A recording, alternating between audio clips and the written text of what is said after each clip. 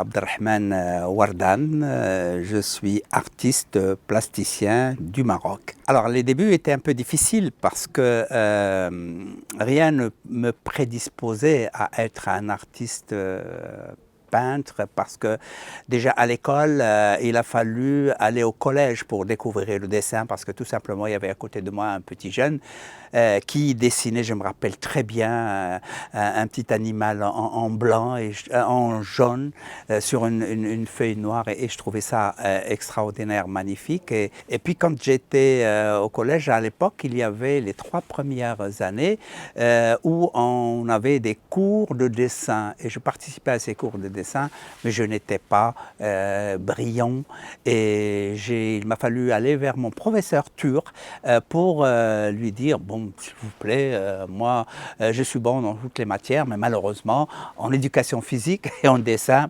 ça ne marche pas.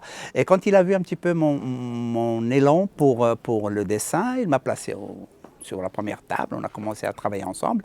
Et l'étincelle vint, parce qu'en tout homme, il y a une étincelle qui sommeille, il suffit juste un petit peu de lui trouver l'opportunité de s'enflammer pour que ça donne des projets magnifiques. Et ça a été le démarrage. Le déclic, c'est ça, c'est-à-dire ça a été merveilleux pour moi de remarquer que je pouvais d'abord dessiner les choses que je vois, et qu'il me fallait tout simplement quelques petits conseils d'orientation pour pouvoir le faire. C'était merveilleux. Et puis, mon professeur me dessinait carrément tout un projet de carrière. À l'époque, je trouvais fabuleux, rêveur. Je me dis non, je ne serai jamais un grand artiste. Et ça a été le déclic et ma passion pour cette activité culturelle et artistique magnifique.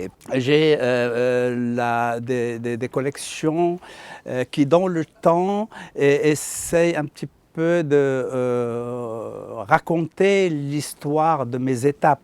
L'étape de la femme nue, l'étape de la femme voilée, l'étape des 1000 chils, comme j'ai dit tout à l'heure, le spirituel jusqu'à l'art contemporain.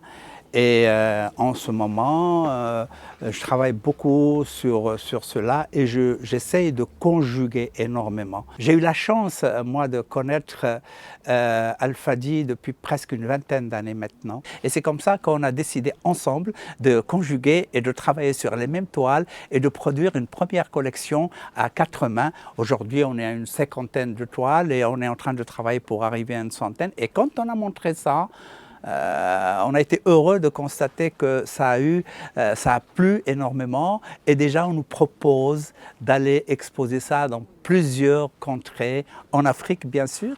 Les difficultés, il y en a toujours eu. Je vous ai parlé un petit peu de difficultés de démarrage pour essayer d'accéder à ça. Bon, il y avait la famille un peu qui n'était pas très favorable. Maintenant, bon, ils sont très heureux de voir ça. Il y a l'école qui n'a pas déterminé à temps un peu le potentiel et les talents que j'avais au fond de moi. Mais il y a eu aussi, par la suite, la société, parce que quand j'avais présenté mon exposition de femmes nues, ça n'a pas été accepté, ça a été un coup dur pour moi. Et j'ai passé une année extrêmement difficile parce qu'il a fallu... je trouvais que c'était injuste quelque part de présenter quelque chose de très vrai, de très sincère, mais que ça soit complètement rejeté par la société.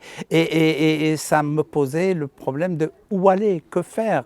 C'était une difficulté extraordinaire, mais en fait qui portait en elle, comme je disais tout à l'heure, sa solution. Et puis, par la suite, il faut dire, quand on s'adresse aux galeries, ça n'est pas toujours évident, surtout au début, il faut faire ses preuves et malheureusement pour nous, il faut être accepté et admis par l'Europe pour que le retour en Afrique soit plus heureux. Les grands moments, il y en a eu beaucoup. Le premier grand moment pour moi, ça a été de rejoindre les ateliers TUR en France pour évidemment enfin réaliser mon rêve de me forger et de préparer ma carrière et de me former. Ça, c'était un grand moment.